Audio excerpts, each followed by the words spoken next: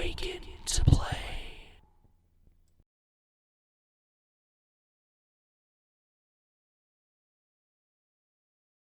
Hello and welcome to the Waifus of Gaming Explore. That's right, join the Traversaire as we explore the world of waifus, or worlds of waifus, and basically find waifus from left and right. We'll review multiple at once, or we will save that one for the big episode of Waifus of Gaming. Okay, you know what? How about I just go ahead and cut to the chase? Not to be someone to rush through the intro, yes, we are going to be talking about the waifus that I found in Pachinko and Pachislot. Some of you guys may pronounce that word Pachislot. I ended up pronouncing it Pachislot. Alright, so I guess we can keep that in mind and bear with each other at the end of the day, okay? But now, here's where I had a dilemma when I talked about it in last week's Waifus of Gaming Explore.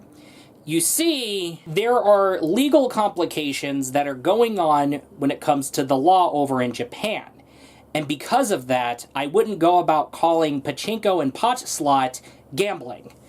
You're not getting money out of this. What you're getting instead is basically, at the end of the day, prize currency, which you can use at the prize shops at your local arcade or parlor. If you would like to get more information or more clarification, then I would suggest you go look up Pachinko, Pachislot, and of course, Japanese law when it comes to gambling. I would love to hunt down an actual Pachinko machine to bring inside the home and to play around with for the sake of entertainment. That would be fun. Here's the problem. It would cost hefty amounts of money.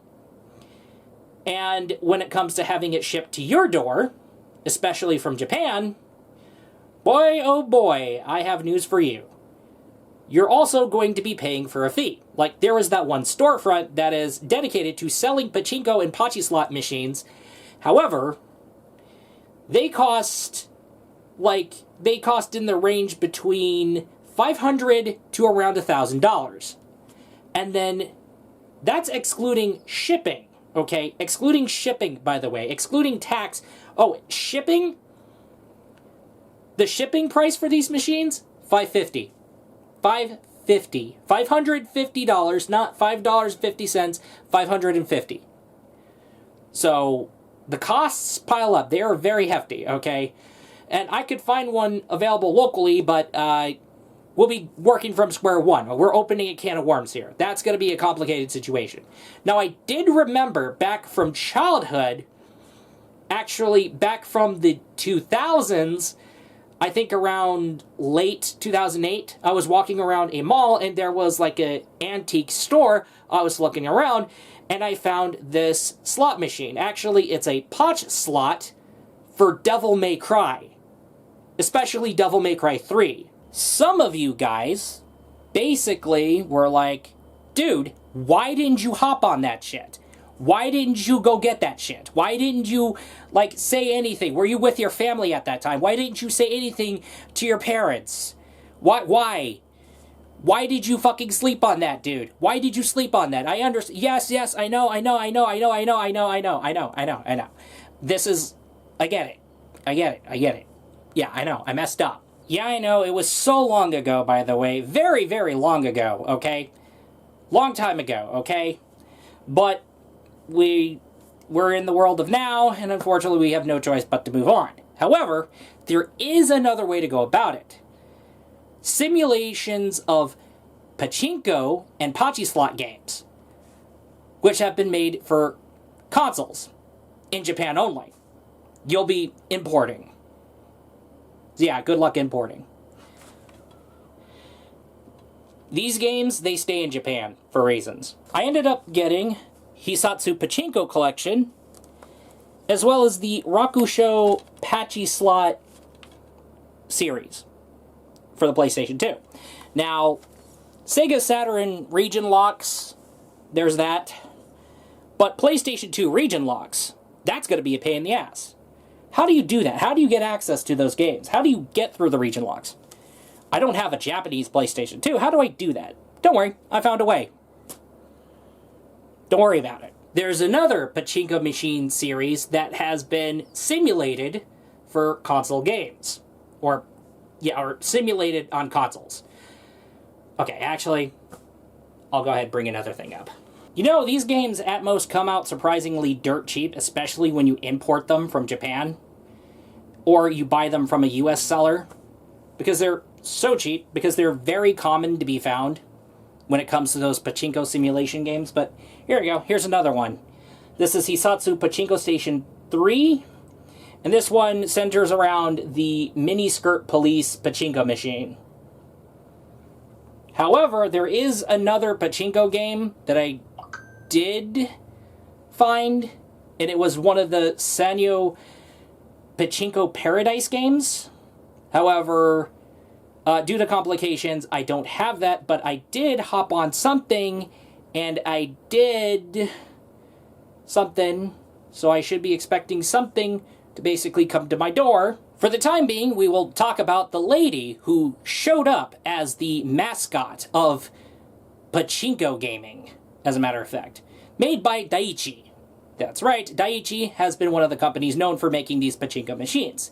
And they came out with this mascot waifu known as Lemmy. People can bring in a mascot to entice players at the parlor, and this is what developers decide to do at most when it comes to the Pachinko and Pachislot scene.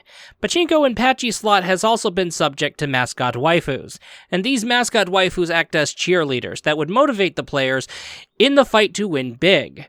One example would be Lemmy. Gamers would first find her in Hisatsu Pachinko collection games in Super Famicom, Sega Saturn, and PlayStation 1 games. Her notable debut was Dance Dance 2, but her discovered latest release would be known as Lovely Lemmy. Being aware of her cuteness and sex appeal, she would dance her ass off to get you to stay with her. It is the dancing that really allured me to Dance Dance 2. That is right. I love you. Dance for me! Dance for me! I want to cuddle fuck you, babe! Sorry, I got carried away. Now, there is going to be half of people who know about Daiichi's lineup of Pachinko machines. They will go about and say the character's name is pronounced Remy and spelt Remy. But, however, when it came to the lovely Lemmy Pachinko machine, we basically ended up finding out the hard way that her name is actually supposed to be spelt Lemmy and is pronounced Lemmy. Yeah, I know. It's kind of weird. It's like the whole Eruru and Elulu thing when it came to Utawara Ramono. I dealt with that before. So yeah. Now let's go ahead and talk about her. That's right. We're going to be talking about her. Her name is Rio. And she has appeared in her own franchise, which consists of Pachinko and Pachislot machines. Made by Tecmo. And yes, this was one of the early days of Tecmo, before Tecmo became Koei Tecmo. What do you know? So, Pachislot Sengen 5 will center around Rio Paradise, which is something I ended up preferring the most because I get to see her in more outfits. The tale is quite told of a casino dealer at a hotel resort. She is called the Goddess of Victory. Whenever she shows up, the casino crowd flips their shit. That is because she is the star dealer, of course. It doesn't stop there. Her good luck is really contagious. She always seems to get roped into plenty of shenanigans as a result of her popularity and her notability of her abilities, and especially that trait that she has. At the same time, things tend to go crazy everywhere she goes, apparently. She does have a pet ferret, and that little critter likes tomfoolery. But quite a cute pet that she has. Going back to talking about Rio, she is really sexy as fuck. As a matter of fact, she's also got plenty of charm on top of that. Seeing her in multiple outfits feels really rewarding. She is the casino babe. If you massage her tits after you get her topless, you will get good luck. Or you can just shake her hand instead. Skin-on-skin contact makes you feel something special, but no, seriously, some of you may have seen her before. Yes, you have played Warriors All-Stars or Dead or Alive Paradise. Well, she has her own franchise. Koei Tecmo said the quiet part out loud when it came to Warriors All-Stars. They said that Tecmo has been known for the Rio series. With that totally said, let's go ahead and take a look at Rio herself. That's right. She's looking nice. Pretty great. Okay. Oh, yeah. She's looking sexy as hell. I will go ahead and say that. Now, both of them are going to be taken over to the Labs Lounge for further analysis. However, we may get the chest, midriff, and thigh ratings for each of these two. But I will go ahead and say I've already made my predictions, and I could be solid on those predictions. Nice midriff. Okay, great chest. Great lap pillow quality thighs. We'll say lap pillow quality thighs. Yeah, lap pillow quality thighs. Great midriff. Great boing boing, okay? Look at that. They were kind to give us a view of her from behind. Not bad. Nice looking back. Okay, I will go ahead and say that. Alright, I think I dragged shit for way longer than ever. Okay, so, yeah, that's all. I'll look forward to you in the next video. Peace out.